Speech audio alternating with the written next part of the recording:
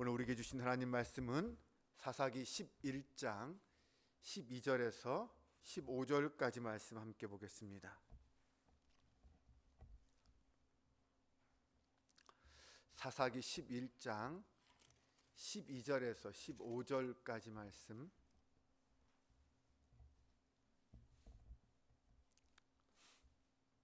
한 절씩 교독하며 봉독하겠습니다. 제가 먼저 봉독합니다. 입다가 암몬 자손의 왕에게 사자들을 보내 이르되 내가 나와 무슨 상관이 있기에 내 땅을 치러 내게 왔느냐 하니, 왕이 입다의 사자들에게 대답하되 이스라엘이 애굽에서 올라올 때에 아로논에서부터 야복과 요단까지 내 땅을 점령하였기 때문이니 이제 그것을 평화롭게 돌려달라 하니라. 입다가 암몬 자손의 왕에게 다시 사자를 보내 그에게 이르되 입다가 이같이 말하노라. 이스라엘이 모압 땅과 암몬 자손의 땅을 점령하지 아니하였느니라. 아멘. 할렐루야. 오늘도 새벽을 깨우고 하나님의 전에 함께 모인 성도들에게 우리 하나님이 주시는 위로와 평강과 축복이 함께 하시길 주님의 이름으로 축원합니다. 암몬 족속이 이스라엘을 치러 나오자 입다는 암몬 왕에게 사자들을 보내서 그 침략의 이유가 무엇인지 물었습니다. 그 명분을 물었습니다. 암몬 왕은 자신들의 소유였던 아르논에서부터 야복과 요단까지의 땅을 이스라엘이 지금 점령하고 있으니까 그 땅을 내놓으라라는 것입니다. 이스라엘이 처음 애굽에서 올라올 때 그때부터 점령하여 지금까지 너희들이 그 땅을 차지하고 있다라는 거죠. 암몬 왕은 이 사실이 역사적 사실이다라고 주장하면서 만약 돌려주지 않으면 전쟁하겠다, 그렇게 위협을 하고 있습니다. 하지만 이 암몬 왕의 주장은 역사적 사실을 왜곡한 것입니다. 하나님은 처음부터 이 암몬 족속의 땅을 이스라엘에게 주지 않으셨습니다. 이스라엘의 기업으로 허락해 주지 않았습니다. 본래 이 모압과 암몬은 어떤 나라입니까? 모압과 암몬은 이스라엘 아브라함의 조카 롯의 자녀들입니다. 그들의 후손들로 이루어진 나라가 이 모압과 암몬입니다. 그래서 하나님은 그들을 이스라엘의 형제 국가로 인정하고 형제 국가로 대우해서 가나안 땅을 칠 때도, 정복할 때도 이 모압과 암몬 땅은 건들지 말도록 했습니다. 그런데도 지금 이 암몬 족속들이 이스라엘이 자신들의 땅을 점령했다라고 주장하는 것은 결국 이스라엘 땅을 빼앗겠다라는 것밖에 되지 않습니다. 그런 거짓 주장이고 억지라는 것이죠. 더구나 지금 이스라엘 이 암몬 왕이 말하는 그 땅들은 본래 암몬 족속의 땅이 아니라 아모리 족속의 땅이었습니다. 이런 일들이 지금도 사실 전 세계적으로 보면 비일비재합니다. 강대국들이 역사를 왜곡해서 남의 영토를 자신들의 영토라고 주장하고 억지로 빼앗는 일들, 그래서 전쟁이 일어나는 일들이 자주 있습니다. 예를 들면 지금 일본이 독도를 자신들의 영토라고 주장하면서 그 땅을 빼앗으려고 애를 쓰는 것과도 같습니다. 이미 역사적으로 분명하게 증명되었음에도 불구하고 욕심을 버리지 못하는 거죠. 이따는 이스라엘의 가나안 정복 역사를 세세하게 언급하면서 이스라엘이 암몬 땅을 점령하지 않았다, 그 땅은 본래 아모리 족속의 땅이었다, 그 땅을 하나님의 명령에 의해서 점령했을 뿐이다 라고 강하게 주장합니다. 하나님이 주신 땅을 이스라엘 민족이 차지하는 것은 정당한 일이다, 그 땅을 지금 암몬이 빼앗으려는 것은 잘못된 것이다 라는 것입니다. 또한 그 땅은 이스라엘의 가나안 땅을 정복한 지 벌써 300년이나 되어서 300년 동안 그 땅을 점령하고 살고 있는데 그동안 아무 말 없다가 300년이 지난 다음에 갑자기 자기 땅이라고 내놓으라고 하는 것은 억지다라고 말합니다. 그리고 입다가 또 한 가지를 이야기하는데 그것은 처음 가나안 땅을 점령할 때 모압 왕 발락이 이스라엘을 대적하다가 결국 멸망당하고 맙니다. 그걸 이야기하면서 암몬, 너희들이 만약 계속해서 이스라엘을 대적하게 되면 너희도 모압처럼 하나님의 심판을 받을 것이다 라고 경고했습니다. 이 땅은 이스라엘을 위해 행하신 그 하나님의 구원 역사가 무엇인지 분명하고 정확하게 알고 있었습니다. 그리고 그것을 근거로 해서 거짓된 주장들을 반박하고 물리쳤습니다. 그러면서 마지막에 그는 이렇게 말합니다. 그는 그 모든 것을 하나님께서 당신의 의로 판결해 주실 것이다. 오늘 27절 말씀을 보면 내가 내게 죄를 짓지 아니하였거늘 내가 나를 쳐서 내게 악을 행하고자 하는도다. 원하건대 심판하시는 여호와께서 오늘 이스라엘 자손과 암몬 자손 사이에 판결하시옵소서. 의로우신 하나님이 공정한 심판을 해 주옵소서라는 것으로 마칩니다. 입다와 같이 오늘날 우리 성도들도 무엇이 옳고 그른지 진리로 무장해야 우리를 미혹하는 사탄의 주장과 맞서 싸워 이길 수 있습니다. 또한 하나님이 내 뒤에 계시다, 하나님이 이 일을 행하신다라는 그 믿음을 갖고 있어야 사탄과 싸워 이길 수가 있습니다. 거짓을 이기기 위해서는 진리로 무장하는 방법밖에 없습니다. 왜 그것이 거짓인지 분명히 알고 있어야 하고 또 그래야 대적할 수 있습니다. 세상을 한번 생각해 보세요. 세상은 얼마나 날로 교모해지고 있는지 모릅니다. 사람들은 거짓을 진실처럼 완전히 포장해서 사람들을 속입니다. 미혹합니다. 또 무엇이 진리인지 점점 세상은 진리를 상대화시킵니다. 이것도 진리, 저것도 진리, 다 진리라는 거예요. 자기가 믿는 것, 그것이 진리라고 생각하게 만듭니다.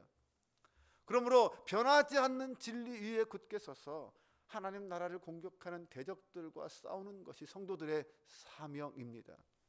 거짓의 최대의 적은 진리입니다. 모든 거짓은 분명하고 확실한 진리 앞에서 꼬리를 감출 수밖에 없습니다. 그러면 오늘 우리가 붙잡아야 될 진리는 무엇입니까? 변하지 않는 하나님의 말씀입니다. 이 하나님의 말씀은 살아있고 활력이 있어서 혼과 영과 골수를 쪼개기까지 한다고 했습니다. 이 영원히 변하지 않는 진리의 말씀을 붙잡고 우리는 이 땅의 거짓들과 싸워야 합니다. 그래서 우리는 말씀을 배우고 익히는 일에 결코 소홀할 수 없습니다. 우리가 거기에 소홀해지기 시작하면 악한 이단과 사이비들의 교묘한 공격 앞에 속절없이 무너질 수 있습니다. 세상의 지식, 세상의 지위 이런 것들은 상관이 되지 않습니다. 아무리 세상적으로 똑똑하고 잘나도 영적으로는 무지할 수 있습니다. 지금도 얼마나 많은 젊은이들이 이단과 사이비에 빠져서 허우적거리고 있습니까? 신천지만 해도 십수만의 젊은이들이 빠져서 헤어나지 못하고 있습니다. 그들이 못 배워서 그런가요? 미련해서 그런가요? 아니죠. 배울 만큼 배웠고 다 똑똑한 사람들입니다. 그런데 진리에 어둡고 영적으로 어둡다 보니까 그렇게 이단 사이비에 빠져서 진리를 찾지 못하고 있는 것입니다. 그러므로 우리는 말씀으로 무장해야 합니다. 어떻게 무장해야 합니까? 다른 것 없죠. 매일 말씀 앞에 서서 그 말씀을 읽고 묵상하며 공부해야 하고요. 배워야 합니다. 그래야 깨달을 수 있습니다. 깨어 기도해야 합니다. 하나님의 말씀의 뿌리를 받고 흔들리지 않는 진리 위에 서 있다면 결코 우리의 생명은 빼앗기지 않을 것입니다. 이스라엘의 영토를 탐하는 이런 이 암몬 족속의 시도는 단순한 영토 분쟁을 넘어서 이 세상의 어둠의 세력들이 하나님 나라를 공격하는 영적 전쟁이라고도 볼 수 있습니다. 사탄은 에덴 동산에서부터 거짓을 무기로 해서 아담과 하와를 유혹해서 타락시켰습니다. 그렇게 사탄은 끊임없이 지금도 하나님 나라를 대적하고 있습니다. 지난 교회 역사를 돌아보더라도 초대교회 때부터 지금까지 교회는 수많은 이단과 사이비와 영적 전쟁을 치루어야 했습니다. 여전히 적그리스도의 세력은 진리의 싸움을 왜곡해서 사람들을 미혹하고 하나님과 교회를 대적하고 있습니다. 그럴 때 어떻게 싸울 수 있을까요? 바울은 하나님의 전신갑주를 이야기하면서 하나님의 전신갑주를 입고 그런 대적들과 싸우라라고 명령했습니다. 에베소 6장 13절에서 18절 말씀인데 한번 화면을 보면서 같이 함께 봉독해 보겠습니다. 그러므로 하나님의 전신갑주를 취하라. 이는 악한 날에 너희가 능히 대적하고 모든 일을 행한 후에 서기 위함이라. 그런즉 서서 진리로 너희 허리띠를 띠고 의의 호심경을 붙이고 평안의 복음이 준비한 것으로 신을 신고 모든 것 위에 믿음의 방패를 가지고 이로써 능히 악한 자의 모든 불화살을 소멸하고 구원의 투구와 성령의 검 곧 하나님의 말씀을 가지라. 모든 기도와 간구를 하되 항상 성령 안에서 기도하고 이를 위하여 깨어 구하기를 항상 힘쓰며 여러 성도를 위하여 구하라. 아멘. 네, 성도와 교회를 향해서 진리의 말씀으로 무장해라. 그래서 사탄의 속임수에 넘어가지 말라라고 말합니다. 하나님의 전신갑주를 취하라라고 말하죠. 허리띠에서부터 성령의 검까지 그 전신갑주를 이야기합니다. 그러면서 그런 마귀의 간계를 대적하기 위해서 세 가지를 말합니다. 하나는 성령 안에서 기도해라. 그 다음에 깨어서 기도해라.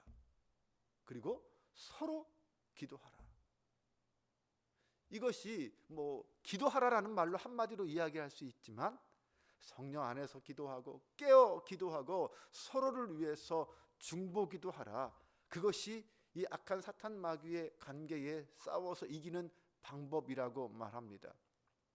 교회가 사탄의 공격에 무너지는 이유가 무엇입니까?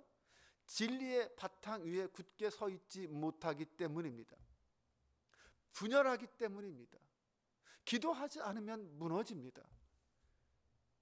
교회와 성도는 끊임없이 하나님의 전신갑주를 입고 성령의 검을 가지고 사탄 마귀와 싸워야 합니다. 그런데 한 사람 한 사람이 그렇게 무장하고 싸워야 합니다. 하지만 그 한 사람 한 사람이 서로 연합하여서 함께 기도하지 않으면, 각계 전투가 아니라 함께 하나가 되어서 싸우지 않으면 결코 사탄 마귀와 싸워 이길 수 없습니다.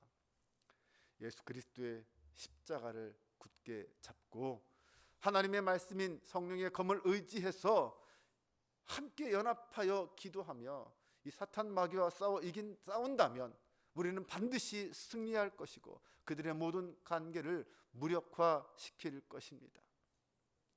오늘도 우리는 세상 속으로 나아가야 합니다.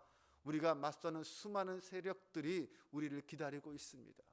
무엇으로 어떻게 싸워 이길까요? 네, 그래서 아내의 기도가 필요하고 남편의 기도가 필요하고 부모의 기도가 필요합니다. 그래서 하나님의 말씀 위에 서는 것이 필요합니다. 오늘도 각자의 자리에서 말씀으로 기도하며 서로를 위해서 기도하고 하나님 앞에 온전히 섬으로 믿음의 승리를 거두는 복된 하루 되시기를 주님의 이름으로 축원합니다. 기도하겠습니다. 하나님, 세상은 더욱 악한 관계로 성도들을 대적하고 미혹합니다. 우리에게 강하고 담대한 믿음을 주옵소서.